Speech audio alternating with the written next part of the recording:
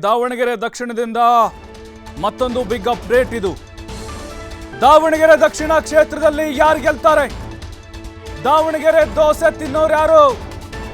ದೊರೆ ಆಗೋರು ಯಾರು? ಹಾಗಾದ್ರೆ ಸಮರ್ಥ ಶಾಮನೂರ ಅಥವಾ ಶ್ರೀನಿವಾಸ್ ದಾಸ್ ಕರಿಯಪ್ಪರ?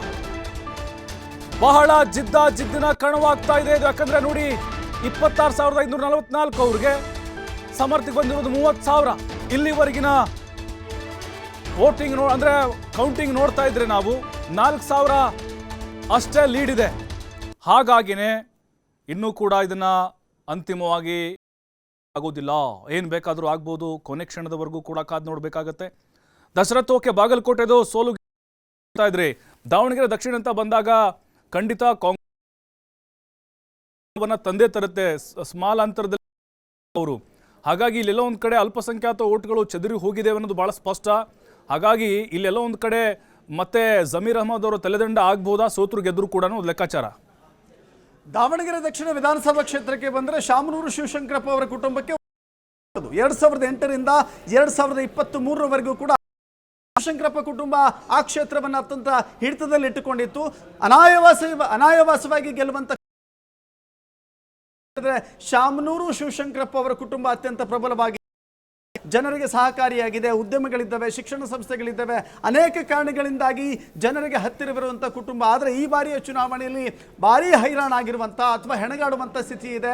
ಬಹಳ ಒದ್ದಾಡಿ ಫೈಟ್ ಮಾಡಿ ಬರುವಂಥ ಸ್ಥಿತಿಯಲ್ಲಿ ಕಾಣಿಸ್ತಾ ಇದ್ದೇವೆ.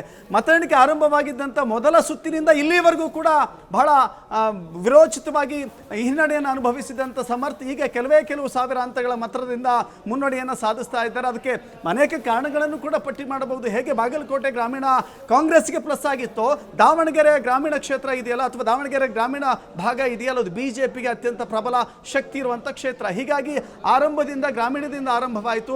ಹೀಗಾಗಿ ಆರಂಭದಿಂದ ಕಾಂಗ್ರೆಸ್ ಹಿನ್ನಡೆಯನ್ನು ಅನುಭವಿಸ್ತಾ ಬಂತು. ಆದರೆ ಈಗ ದಾವಣಗೆರೆ ಮುಸ್ಲಿಂ ಬಹುಳವಿರುವಂಥ ಸ್ಥಳಗಳಲ್ಲಿ ಮತ ಎಣಿಕೆ ನಡೀತಾ ಇದೆ. ಮುಸ್ಲಿಮರು ಕೈ ಕೊಟ್ಟಿದ್ದಾರೆ ಸಂಪೂರ್ಣವಾಗಿ ಅಂತ ಹೇಳಿದ್ರೆ ಈ ಕ್ಷೇತ್ರದಲ್ಲಿ ಹಾಗೆ ಹೇಳಲಿಕ್ಕೆ ಸಾಧ್ಯವೇ ಇಲ್ಲ. ಯಾಕಂದರೆ ಹಾಗೆ ಕೈ ಕೊಟ್ಟಿದ್ದೇ ಆಗಿದ್ದರೆ ಇಲ್ಲಿಯವರೆಗೂ ಕೂಡ ಮುನ್ನಡೆಯನ್ನು ಸಾಧಿಸಬಾರದಾಗಿತ್ತು. ಹಿನ್ನಡೆಯನ್ನು ಅನುಭವಿಸಿದಂಥ ಸಮರ್ಥ ಶಾಮನೂರು ದಾವಣಗೆರೆ ದಕ್ಷಿಣ ಕ್ಷೇತ್ರದ ಮುಸ್ಲಿಂ ಬಹುಳವಿರುವಂಥ ಪ್ರದೇಶದಲ್ಲಿಯೇ ಮುನ್ನಡೆಯನ್ನು ಕಂಡುಕೊಂಡಿದ್ದು ಈಗ ಮುನ್ನಡೆಯನ್ನು ಮುಂದುವರಿಸ್ತಾ ಇದ್ದಾರೆ. ಮುಸ್ಲಿಮರು ಸಂಪೂರ್ಣವಾಗಿ ಸಪೋರ್ಟ್ ಮಾಡಿದ್ದಾರೆ, ಸಪೋರ್ಟ್ ಮಾಡಿಲ್ಲ ಅಂತ ಖಡಾಖಂಡಿತವಾಗಿ ಹೇಳೋಕ್ಕಾಗೋದಿಲ್ಲ. ಆದರೆ ಒಂದು ಅಂಶವನ್ನು ಇಲ್ಲಿ ನೆನಪಿಟ್ಟುಕೊಳ್ಬೇಕಾಗತ್ತೆ ಪ್ರಭು. SDPIನ ಅಭ್ಯರ್ಥಿ ಆಗಿರುವಂಥ ವ್ಯಕ್ತಿಗೆ 10,000ಕ್ಕೂ ಹೆಚ್ಚು ಮತಗಳು ಬಿದ್ದಿದ್ದಾವೆ. 10,000 ಮತಗಳು ಯಾವುವು? ಖಂಡಿತವಾಗೂ ಅದು ಕಾಂಗ್ರೆಸ್ ಮತಗಳೇ ಆಗಿರ್ತವೆ. ಆ ಕಾಂಗ್ರೆಸ್ ಮತಗಳು ಡೈವರ್ಟ್ ಆಗಿದ್ದಾವೆ. ಒಂದು ವೇಳೆ SDPIನ ಮತಗಳಲ್ಲಿ ಅರ್ಧ ಭಾಗ ಆದರೂ ಕಾಂಗ್ರೆಸ್ಸಿಗೆ ಬಂದಿದ್ದರೆ ಸಮರ್ಥ ಶಾಮನೂರು ಈ ರೀತಿ ಒದ್ದಾಡಬೇಕಾದಂಥ ಸ್ಥಿತಿಯಲ್ಲಿರಲಿಲ್ಲ.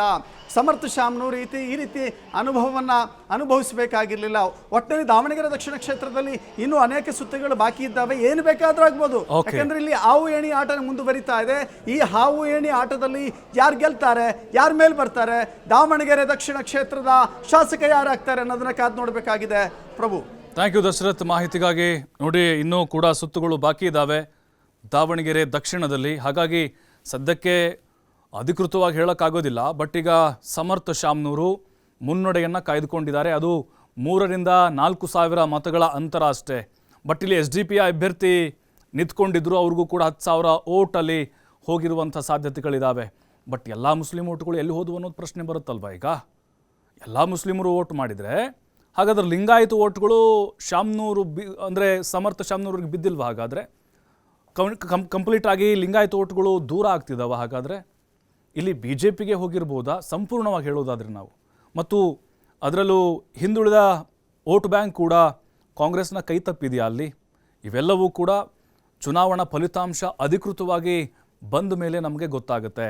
ನೋಡಿ, ಖಂಡಿತವಾಗ್ಲೂ BJP ಅಭ್ಯರ್ಥಿ ಶ್ರೀನಿವಾಸ್ ದಾಸ್ ಕರಿಯಪ್ಪ ಒಳ್ಳೆಯ ಫೈಟನ್ನು ಕೊಡ್ತಾ ಇದ್ದಾರೆ. ಹಾಗೆ ಕಾಂಗ್ರೆಸ್ನವ್ರು ಲೆಕ್ಕಾಚಾರ ಹಾಕ್ಕೊಂಡಿದ್ದು ನೋಡಿದರೆ 20ರಿಂದ 25,000 ಅಂತರದಿಂದ ಗೆಲ್ಲಬೇಕಾಗಿತ್ತು ಸಮರ್ಥ ಅವರು.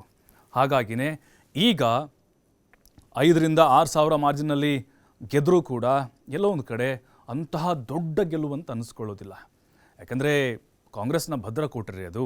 4 ಬಾರಿ ಶಾಮನೂರು ಅವರು 2008ರಿಂದ ನಿರಂತರವಾಗಿ ಆಯ್ಕೆ ಆಗ್ತಾನೆ ಬರ್ತಾ ಇದ್ದಾರೆ. ಮುಸ್ಲಿಂ ಬಾಹುಳ್ಯ ಇರುವಂಥ ಕ್ಷೇತ್ರ ಅದು.